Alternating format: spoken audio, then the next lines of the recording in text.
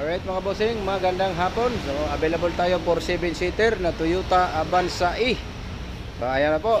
At nabapping na yan mga bossing. So sobrang kinis yan. Ikutan natin bagya yung kanyang exterior. Ayan po, napaka-pogi niya, no. Ayan, Toyota Avanza E na 2022 model.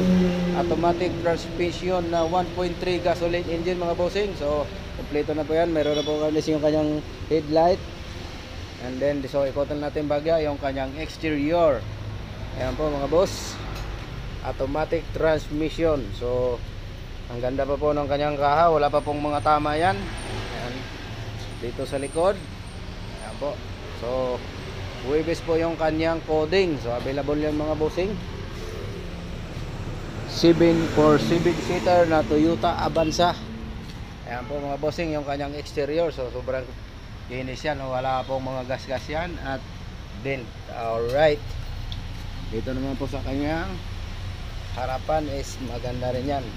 At yung 95% yung kanyang kapalang gulong, bagong bago yan mga bossing, oh. Halos 100% yan, no? So napagagamit lang ng konti. So mileage ito mga bossing is 45,000 km.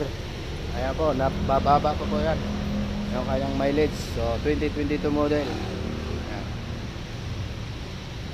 So, 4 gulong bago. Ayan po, nakamags na yan. Ayan. Naka-rim R14. So, yan mga bossing. So, sobrang fresh yan.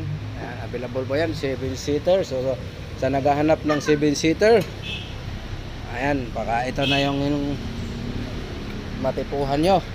So, marami naman tayo dito mga 7-seater like Expander at Stargazer. Ito po yung kanyang loob. Ito po yung kanyang interior. So 45 kilometers. Ayan po yung kanyang udo. So malamig aircon. Naka leather na yan, cover yan mga bossing. All leather na yan. 7-seater, dual aircon naman ito mga bossing. Ayan po yung kanyang interior. So dito hindi natin mabuksan. Dito na lang tayo magbubukas. Alright mga bossing. So ayan po yung kanyang aircon dito sa likod. Ayan, 7-seater. Alright mga bossing. So 2022 model Toyota Avanza E na automatic transmission. So sa mga naghahanap ng Toyota na 7-seater Avanza, ito. Baka ito na yung hinahanap nyo, mag-PM na kayo.